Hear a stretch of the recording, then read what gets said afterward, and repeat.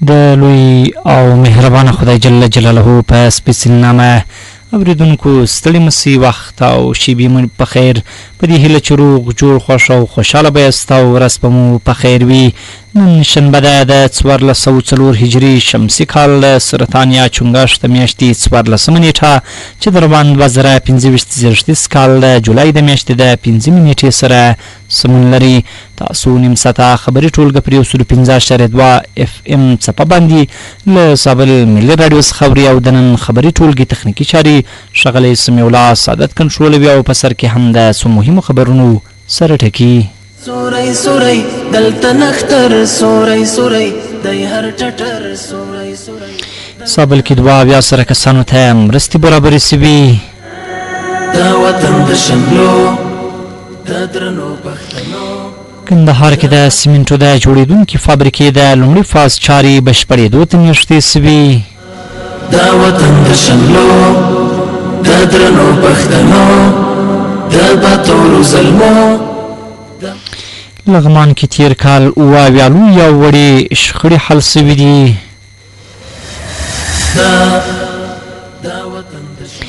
او په بهرنیو خبرونو کې به واورئ چې اوکراین وايي د روسیې د جنګي الوتکو یوه اډه یې ویشتلې ده.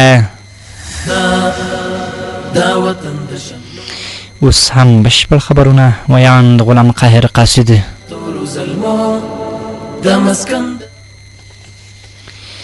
د زابل والي د کلیو بیا رغونې او پراختیا ریاست له اداري چارو څخه له نږدې لیدنه وکړه. د زابل ولایت والي مولا شیر محمد شریف تېره ورځ ناوخته د کلیو بیا رغونې او پراختیا ریاست له اداري چارو څخه له نږدې څخه لیدنه وکړه. دا لیدنه د ولایت مقام د دفتر د رئیس د اصلاحات اداري امیر او د مسلکي ټیم په ملتیا ترسره شوه چې په ورته وخت کې د یاد ریاست رئیس او کارمندانو هم حضور درلود. د زابل والي ښاغلي شریف د ریاست عمومي وضعیت روانو فعالیتونو شته ستونزو د کارکوونکو د مسؤلیتونو ویش ورځنیو دندو او راتلونکو پلانونو په اړه معلومات ترلاسه کړل او په اړوند برخه کې لازمي سپارښتنې او توصیې وکړې. ښاغلي شریف حاضرو کارکوونکو ته په خپلو برخو کې وویل چې خپل کارونه باید په پوره اخلاص صداقت او ژمنتیا سره د الله تعالی د رضا او د ولس د خدمت لپاره ترسره کړي. نوموړي زیاته کړه هر څوک دلته د ولس او دولت پر وړاندې مسؤل دی او باید د خپلو اعمالو حساب خدای ته ورکړي. نوموړي زیاته کړه چې لازمه ده چې ټول کارکوونکي خپلې دندې په اخلاص دقت او مسؤلیت سره ترسره کړي. همداراز ښاغلي شریف ټینګار وکړ چې د کلیو بیا رغونې او پراختیا ریاست باید د خلکو ستونزو ته لا هم زیاته پاملرنه وکړي، خپلې چارې دې لا چټکې کړي او د اړتیاو پر بنسټ با کیفیته او اغېزمن خدمات باید چې وړاندې کړي.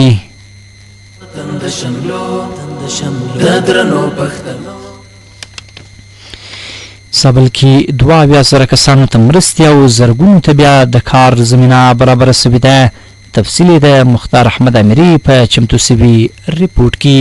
د زابل اقتصاد رئیس مولوي عزت الله جامیر وایي چې په دې ولایت کې شاوخوا 40 کورني او بهرني مؤسسات د بشري مرستو د رسولو او پراختي چارو د پرمخ وړلو په برخه کې فعالیت لري چې فعالیتونه یې اغېزمن او ګټور تمام سوي.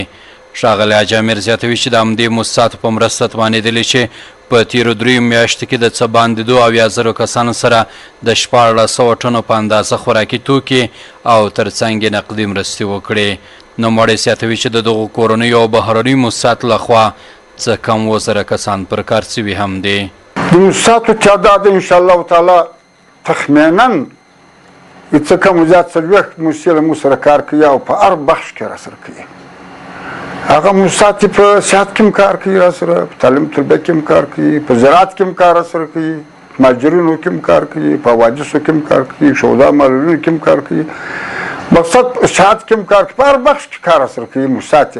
او په هر بخش کې چې کوم مؤسساتو کار کړی دی هغه ښه مؤثر تمام شوی دی.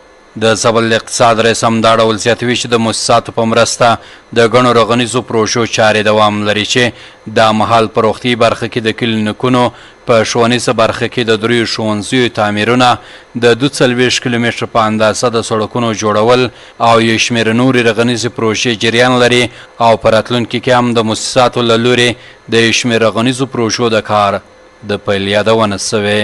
انکشافي کارونه موږ سره موسساتو په درې میاشتو کې کړي دي. اوس په پلانم زه هم درې مکاتب انشاءالله زه هم ته دغه لاندې د یونیسار لخوا که دغه کاپو لخوا څخه دي 3 مکاتب غټ مکاتب چې د هغو بودیجه تقریبا 4 لکه روپۍ ډالر بودیجه ده. هغه تر کار لاندې دي. هغه 3 مکاتب او داسې کلینیکونه هم تر کار لاندې دي. لارې هم تر کار لاندې دي د مرستاتو لخوا څخه. انشاءالله کې برمې هم والي دي. په ډېرو کلیو کې برمې والي خلکو ته سپا اوبه ورکړي دي او چکډیمونه یې جوړ کړي دي. د یادونې وړ ده چې دا مهال په دې ولایت کې د اسلامي امارت په بودیجه د ګڼو پروژو کارونه تر لاس لاندې دي چې د ځینو پروژو کارونه پیل شوي او د ځینو پروژو چارې په راتلونکي کې پیلیږي.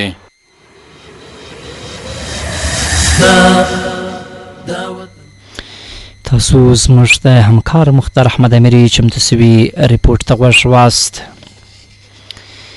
د زابل والي د مؤسسې له عمومي مسؤل او مل پلاوي سره کتنه کړې. د زابل ولایت والي مولا شیر محمد شریف تیر ورځ ناوخته د مؤسسې له عمومي مسؤل انجینر خان اغا سره د کلیو بیا رغونې رئیس د عامه روغتیا رئیس د اقتصاد رئیس د علماو شورا استازي او یو شمېر نور مسؤلینو په حضور کې رسمي لیدنه وکړه. په پیل کې د مؤسسې د زابل ولایتي مسؤل ډاکټر محمد نادر د هرکلي ترڅنګ د مؤسسې د فعالیتونو او لاسته راوړنو په اړه لنډ معلومات وړاندې کړل او نوموړي وویل مؤسسه د مهال په زابل کې د 40 روغتیايي مرکزونو له لارې خدمات وړاندې کوي. شاوخوا 1500 کارمندانو ته معاشونه ورکوي او 140 ډوله درمل اړوند مرکزونو ته توزیع کوي چې له امله د خلکو ګڼې ستونزې ورباندې حل شوي دي. ډاکټر نادر زیاته کړه چې د یادو مرکزونو د بیا رغونې لپاره هم مهم ګامونه اخیستل شوي او له امله د خدماتو کیفیت لوړ شوی او ډېری ستونزې حل شوي دي. د زابل والي شریف د مؤسسې د ترسره شویو خدماتو ستاینه وکړه او له هغوی سره د لاسیاتو همکاریو ژمنه وکړه.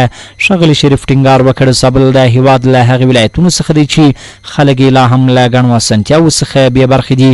موږ له تاسو څخه غواړو چې خپلې هڅې لا پراخې کړئ تر څو د زابل ولس ته ښه معیاري او دوامداره روغتیايي خدمتونه برابر سي. د یادونې وړ ده چې د دې لیدنې په پای کې دواړو لورو د همکارۍ همغږۍ او د خدماتو د لا ښه والي لپاره ژمنه وکړه.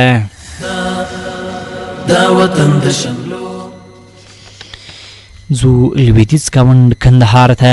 کندهار کې د سیمنټو د جوړېدونکې فابریکې د لومړي فاز چارې بشپړېدو ته نږدې شوي دي. له کندهار څخه زموږ همکار ښاغلی محسن په تړاو راپوره کوي. د مسکن د عمر دلته ترکمن دی که تاجک که هزاره دی که ازبک له بدخشانه. کندهار سیمنټ فابریکه چې رغنیزې چارې شاوخوا د 100 میلیون امریکایي ډالرو په لګښت راپیل شوې چې په پلان کې د دغه فابریکه به په 3 فازونو کې فعالیت کوي او په ورځني ډول به 15000 ټنه سیمنټ تولیدوي. د همدې فابریکې مدیر مبین احمد وایي اوس مهال د لومړي فاز ساختماني چارې بشپړې شوي او د ماشینرۍ د نصب چارې تر 80% بشپړې شوي چې تر 3 میاشتې پورې به پاتې چارې بشپړې په فعالیت به پیل وکړي. د کندهار د سیمنټ فابریکې کې تقریبا په لسګونه میلیونه ډالر سرمایه گذاري شوې ده او کار جریان لري په ډېره چټکۍ سره. لومړی فاز کارونه نږدې راتلونکي کې تکمیلیږي په لنډ وخت کې او د 1500 ټنه تولید ظرفیت به ولري. اوس موږ سره فعلا 680 کسه کارګر په کار بوختې دي. د نوموړي په خبره چې د دوی تولیدات به پر نړیوال معیار برابر او تر ډېره حده به د بازار اړتیاوې پوره کړې وي چې ورسره هممهاله به په مستقیم او غیر مستقیم ډول زرګونه کسان ته د کار زمینه هم برابره شوې وي. ښاغلي مبین زیاته کړه چې اسلامي امارت ورسره بشپړ همکاري کړې او د پانګونې په برخه کې ورته زمینه برابره کړې. اسلامي امارت په همکاري سره او په زمینه مساعدېدو کې ډېر کومک او همکاري کړې ده او ډېر ځینې راضي خوشحاله یو. کارخانې په مکمل جوړېدو سره به په مستقیم او غیر مستقیم ډول سره به 2000 کسانو ته د کار زمینه مساعده سي. په نړیوال سټنډرډ باندې سیمنټ تولید کې او هغه به په ساختماني چارو کې د نړیوال سټنډرډ سره برابر وي. بازار اړتیا به تر ډېره حده پورې پوره کړي څونه چې جنوب غرب حوزه اړتیا ده هغه به تر ډېر امکان پورې حل کړي هغه مشکل. ورته مهال کندهار سیمنټ فابریکه کې کارګرو له خپل کار خوشي وښودل او د اسلامي امارت له مسؤلینو مننه وکړه وکړه چې په کور دننه پانګوال ته د پانګې اچونې زمینه برابره کړې او دا د شکر ځای یاد کړ چې هیواد کې دغه ډول لوی صنعتي فابریکې جوړیږي. زما نوم عبدالنافع دی. شکر دی الحمدلله چې دلته موږ ته داسې زمینه برابره شوې ده چې موږ ته د کار غوښتنه ده چې د خپل کوره د خپل کار ډېر خوشاله یو موږ او موږ سره چې کوم کسان دي هغه ټول خوشاله دي. ان شاء الله موږ د خپل تجارانو او د خپل پانګوالو سره دا هیلمن یو چې نور هم دغه شی زمینه موږ ته برابرې کې په هر بخش کې او د اسلامي امارت سره موږ په بار راځي یو چې دا شی زمینه برابر کړې ده. زما نوم نیاز محمد دی. الحمدلله بس شکر دی خدای ډیر خوشاله یم په خپل هیواد کې داسې غټه فابریکه راته منظور شوې ده. اسلامي امارت سم ډیر خوشاله چې موږ ته خپل کار زمینه برابر کړې ده. د یادونې وړ ده چې کندهار صنعتي ښارګوټ کې صنعتکاران د برېښنا نشتوالي هغه عمده ستونزه بولي چې په خبره دوی له زیاتو ستونزو سره مخ کړي خو د کندهار ولایتي مسؤلین وایي دغه ستونزې ته توجه کړې او ډیر ژر به دغه ستونزه حل کړي. دا وطن د شملو د درنو پښتنو. له کندهار څخه وروسته له ختیځ ګاونډ غزني څخه هم ریپورټ لرو. د غزني اوسیدونکي د شنو ساحو او تفریحي پارکونو د پراخېدو غوښتنه کوي. د غزني ولایت اوسیدونکي د شنو ساحو او تفریحي پارکونو کمښت د دې ولایت له اړتیاو څخه بولي او غوښتنه کوي چې دې ته ورته ساحې پراخې سي او ورته زیاتې دي سي. نورحال په راپور کې. یو کلونو کې په غزني کې ښاري پراختیا زیاته شوې خو له دې سره هم مهاله د شنو او تفریحي ساحو اړتیا هم زیاته شوې ده. سره له دې چې په تېرو کلونو کې په بېلابېلو سیمو کې ځینې پارکونه جوړ شوي خو لا هم دا ساحې د ښار ته زیاتېدونکي نفوس اړتیاوو ته بسنه نه کوي. محمد رسول د غزني ښار یو تن اوسیدونکی وایي سره د دې چې د غزني ښار غټ شوی خو تفریحي پارکونه کم دي. غزنی خیلی کلانه، ازدحام مردم هم زیاده. پارک‌ها در غزنی کمه، باید جور شود برای تفریح و برای ورزش و برای مردمی که تعلیم و این چیزا میکنه میشینه در اینجا. خیلی خوبه، بهتره، برای محیط زیست خوب است، برای اطفالا خوب است. سمیع الله د غزني ښار یو بل تن اوسیدونکی وایي شنه او تفریحي پارکونه د ښاري ژوند د خوښۍ او آرامۍ لپاره ډیر مهم دي او د دې شان ساحو زیاتوالی کولی شي د خلکو د ژوند کیفیت ښه کړي. کوشش باید به این شود که سرسبزی زیاد شود، خصوصا ولایت غزنی که یک شهر باستانی است دیگه مردم از طبیعت بگیره، اطفال، اشتکا، خرد، کلان. سرسبزی بسیار فایده داره برای محیط زیست. باید کوشش شود که زیادتر شود کمک کنه. دوست محمد هم له حکومت څخه غواړي چې غزني ښار کې د پارکونه زیاد کړي. از حکومت خواهش میکنیم که پارک‌ها زیاد باشه که مردم جای تفریح، جای ورزش، جای برای سبزه و دیگه مردم باید باشه تفریح. له بلې خوا عبدالولي جلالزی د غزني د ښاروالۍ ریاست مطبوعاتي مسؤل وایي په دې برخه کې د پرمختیایي پروژو پلانونه لري او دا مهال یو شمېر پروژې تر کار لاندې دي.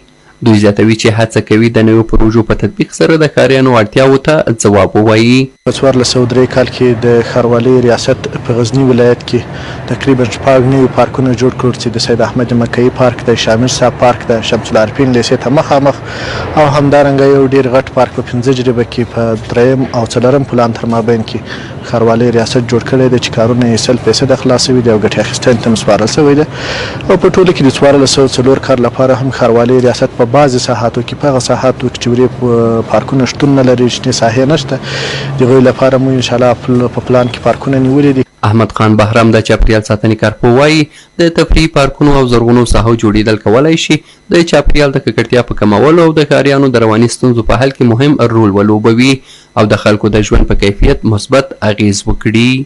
اقلیمي تغیرات په ټوله نړۍ کې په ټولو هیوادو باندې تاثیر کړی دی، خصوصا په افغانستان چې له دې چې زیات متضرره ده او په وچه کې پروت هیواد دی.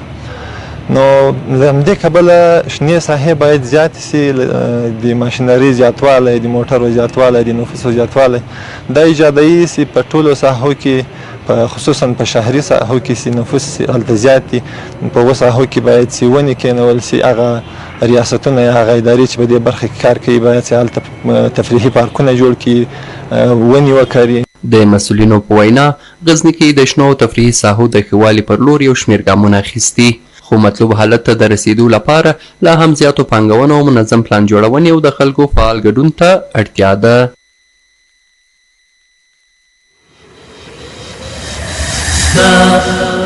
دا وطن د شملو. تاسو زابل ملي راډیو ته غوږ یاست.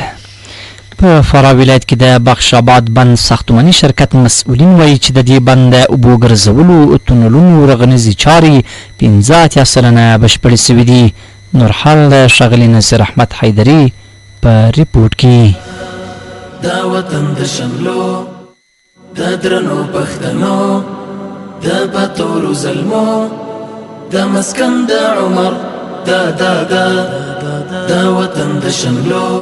فراه ولایت د بخش آباد بند د اوبو ګرځولو تونلونو رغنیزې چارې 15 سلنه بشپړ شوي دي. د بخش آباد بند ساختماني شرکت یو تن انجینر عبادالله ډاډ ورکوي چې یاده پروژه به په ټاکلي وخت سره بشپړ شي. ښاغلی عبادالله وایي چې د یاد بند د اوبو ګرځولو تونلونو د شاتکریت او کانکریټ رغنیزې چارې پرته له کوم ځنډ او خنډه په عادي ډول سره روانې دي. د بخش آباد بند پروژې کارونه په اوس وخت کې په دوه نقطو کې لرو چې هغه غټ تونل کې د کالب یا د ټاپ کانکریټو برخه ده چې موږ په هرو ورځو کې کالب خلاصوو، بیرته یې بسته کوو، کانکریټ ریزي کوو. هغه وختګیره پروسه ده. کارونه د شارفیټ تمام شوي 50% پاتې دي. د شارفیټو برخه یا د وړوکي تونل کارونه انشاءالله د غټ تونل نه مخکې تکمیلیږي او د پروژې کارونه نور کارونه په ساحه کې نه لرو. کارونه تمام شوي دي. فیصدي په اساس کومه تقریبا 15% کارونه مخکې لاړ شوي دي. په اپ سټریم او ډاون سټریم کې کوم خاص کار نه لرو. کارونه تکمیل شوي. په ورته مهال فراه ولایت د اوبو او انرژي رئیس مولا برهان الدین مینوال وایي چې د بخش آباد بند د اوبو ګرځولو تونلونو له رغنیزو چارو څخه په دوامداره توګه لیدنه او نظارت کیږي او د یادې پروژې اړونده مسؤلینو ته د کار پر څرنګوالي اړین سپارښتنې کوي. د بخش آباد بند رغنیزې چارې په چټکۍ سره روانې دي. کله کارونه تر ډېره حده پورې تکمیل شوي دي. لږ کارونه پاتې دي. د روان کال په جریان کې به د تونلونو کارونه بشپړ شي او ګټې اخیستنې ته به وسپارل شي. اوس تر ډېر حده پورې د بخش آباد د تونلو کارونه تکمیل شوي دي او سخت کارونه ټول خلاص شوي دي. یوازې د کانکریټ او شارکریټ کارونه یې پاتې دي چې هغه انشاءالله په مخ روان. باور دا ده که د بخش آباد بند ژر ونه رغول سي نو د دې ولایت د اکثره سیمو اوسیدونکي به د اوبو د کمښت له کبله د خپلو سیمو پرېښودو ته اړ شي. دا وطن د شملو. مننه درنو اوریدونکو چې لا هم راسره ملتیا کوئ او لا هم سابل ملي راډیو ته خوښ یاست او خبرې ټولګه اورئ. په اسلام کلا بندر کې د یوه خیریه بنسټ له لوري هره ورځ 15,000 راستنېدونکو افغان کډوالو ته خواړه او د څښاک پاکې اوبه ویشل کیږي. له هرات څخه یې زموږ همکار ښاغلي محمد حشم عمري په تړاو ریپورټ رالیږلی دی. برابر دلته هر غر سوری د ګاونډي هیوادونو څخه د افغان کډوالو د راستنېدو بهیر په زیاتېدو سره د ریاست الوزرا اداري مرستیال او د کډوالو ستونزو ته د رسېدنې د کمیسیون رئیس مولوي عبدالسلام حنیفي د ټولنې د ټولو وګړو څخه غوښتنه وکړه چې تر څو د راستنېدونکو کډوالو سره همکاري وکړي. په دې برخه کې یو خیریه بنسټ د اسلام کلا بندر پر پوله هره ورځ 15,000 راستنېدونکو کډوالو ته د خوړو او اوبو د ویش خبر ورکړ او وایي چې دغه بهیر به تر 10 ورځې پورې دوام ولري. مولوي عبدالسلام حنیفي همداراز پر ټولو سوداګرو پانګوالو او خلکو غږ وکړ چې د راستنېدونکو کډوالو سره همکاري وکړي. یک پای شما از همه وطندارای عزیز ما، از همه برادران و خواهران خود که در داخل افغانستان هستند یا در بیرون افغانستان هستند این است که همه باید به این طور یک مسائل ملی همه باید منسجم شوند. در مسائل ملی ما یک ملت هستیم، همه ما یک برادر هستیم، همه ما به این طور مسائل هر کس به اندازه توان خود.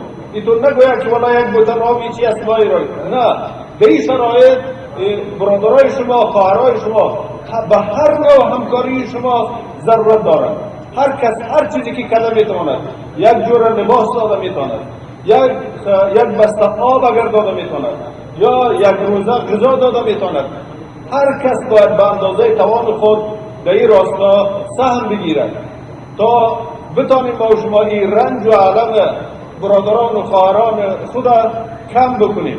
همدارس په هرات ولایت کې د نردرې د خلکو د خیریه بنسټ مسؤل صدیقي ویل هره ورځ پر 15,000 راستنېدونکو کورنیو باندې خواړه او یخ اوبه ویشل کیږي. نوموړي زیاتوي دغه خواړه په سیمه کې چمتو کیږي او تر اړمن رسول کیږي چې دغه بهیر به تر 10 ورځې پورې دوام ولري. بنیاد خیریه مردم اناردره برای اولین بار در بخش هرات در بخش مرز اسلام قلعه ایجاد آشپزخانه سیار و پخت 5,000 بسته مواد غذایی را روزانه مسئولیت به دوش گرفته که انشالله ما این روند در تا به 1 ماه ادامه خواهیم داد. به پهلوی ازی که ما بسته های مواد غذایی گرم و آب سرد به مهاجرین توزیع میکنیم. امروز 2 آب سردکن در نقطه صفری موتورهای کاستر فراهم شده برای انتقال زنا و دا په داسې حال کې د سوداګر پانګوال او نور خیریه بنسټونه د اسلامي امارت ترڅنګ د اسلام کلا بندر په صفري سیمه کې په زرهاوو تنو راستنېدونکو کډوالو ته خواړه او اوبه رسوي او په دې توګه د هغوی سره اړخیزې همکاري دوام لري. دا وطن د شملو د درنو پښتنو د باتورو ظلمو وروستی کورنۍ خبر هم له لغمان څخه. لغمان کې د قومونو او قبایلو چارو ریاست مسؤلینو له لوري تیر 1403 لمریز کال کې اویا لوی او وړې شخړې حل سوي دي. شکر الله حسن یې په تړاو ریپورټ رالیږلی. لغمان کې د سرحدونو قومونو او قبایلو چارو امریت د جرګو عمومي مدیر مولوي راز محمد سعادت وایي تیر 1403 کال کې د قومونو د یووالي په موخه اویا لوی او کوچنۍ قومي شخړې حل کړي. د نوموړي په وینا له یاد شمېر څخه یې شاوخوا 15 د قتل پیښې وې. د 1403 کال کې تقریبا 2 لوی مزرګي داري کړي دي په دغه خپل امریت کې او موږ تقریبا لوی وړې شخړې اویا دام حل کړي دي.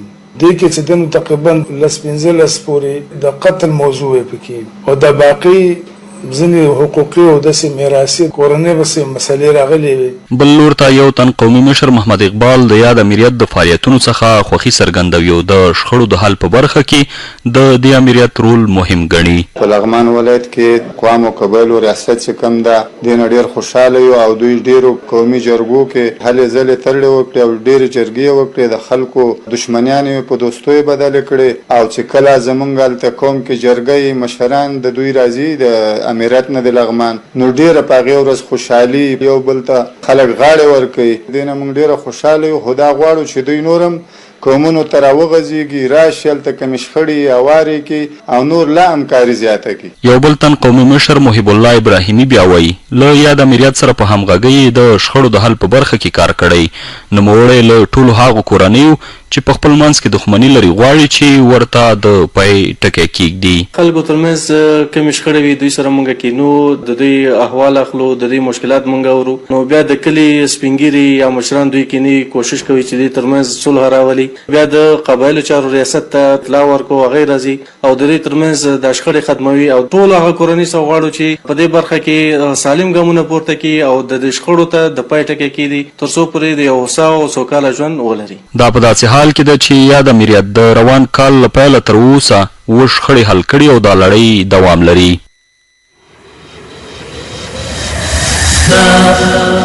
دا وطن د شملو د درنو درنو اوریدونکو د هیواد داخلي خبرونه پر همدې ځای پای ته رسېږي. اوس پام وکړئ نړیوالو خبرونو ته. دا وطن د شملو د درنو پښتنو. د اوکراین او روسیې د بریدونو د تبادلې په دوام اوکراین وایي د روسیې د جنګي الوتکو یوه اډه یې ویشتلې. د اوکراین پوځ وایي نن شنبه د چنګاښ 14مه د روسیې د جنګي الوتکو پر یوه اډه برید کړی دی. د پوځ لوی درستیز ویلي چې د ورونژې سیمې په دغه هوایي اډه کې SU-40 SU-15 S او SU-10 ډوله جنګي جیټ الوتکې ولاړې وې. د پوځ مشر پر خپله فیسبوک پاڼه لیکلي چې د دغې اډې هغه ډیپو یې ویشتلي چې ګلایډ بمونه د روزنې یوه الوتکه او ممکن ځینې نورې الوتکې هم پکښې وې. تر اوسه د دغه برید د زیان په اړه څه نه دي ویل سوي او روسي چارواکو هم پرې تر اوسه تبصره نه ده کړې. بل لور ته روسیې تېره شپه پر اوکراین 322 بې پیلوټ الوتکې توغولي چې د سر او مال د زیان په اړه یې تر اوسه څه نه دي ویل سوي. د بریدونو دغه تبادله داسې مهال کېږي چې د اوکراین ولسمشر ولادیمیر زلنسکي ویلي له امریکایي سیال ډونالډ ټرمپ سره مهمې او مؤثرې خبرې ترسره کړي دي.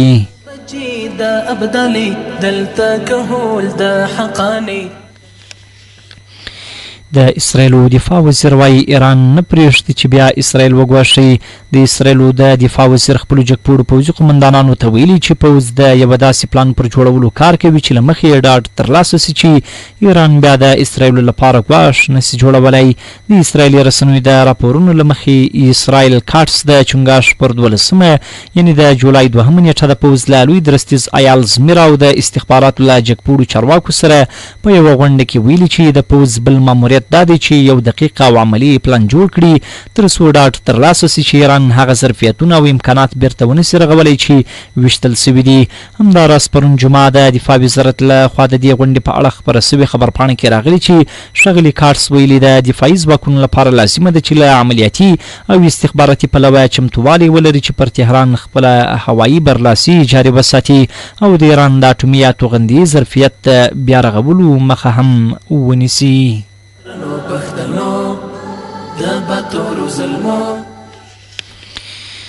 په اروپا کې د تودې هوا څپه لا هم دوام لري.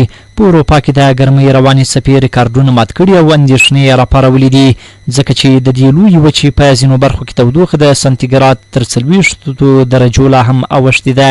په داسې حال کې چې اکثر اروپایي هیوادونو په تیره بیا جنوبي سیمې توده هوا تجربه کوي. په ترکیه کې اقلیمي شرایط د دې سبب سوي چې ځنګلونه اور واخلي او د اورونو د یو 80 کلن سړي ژوند هم اخیستی دی. 30 کلیوال د بیړنیو مرستو د ټیمونو لخوا هم خوندي وژغورل سوه.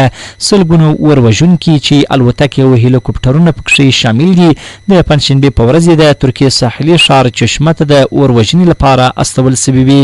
ترکیې تېره اونۍ د هیواد په کچه د سلګونو لګېدلو اورونو د وژلو هلې ځلې کړي چې د تودو بادونو شدید ګرمۍ او ټیټ رطوبت له امله رامنځته سوي وه. دا اورونه چې ډېری یې اوس مړه سوي لسګونه زره کسان یې له خپلو سیمو وتلو ته اړ کړي دي.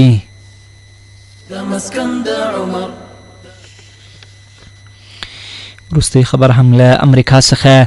د امریکا ټکساس او نیوجرسي ایالتونو سیمهیز چارواکو ویلي یوازې ټکساس ایالت کې د سخت طوفان او سیلاب له امله تر 100 ډېر کسان مړه سوي او 25 ماشومان هم ورڅخه ورک دي. د ټکساس مرستیال والي دن پاټریک ویلي په دې ایالت کې 24 کسان وژل سوي او 25 ماشومان په یوه دوبني کمپ کې ورک سوي دي.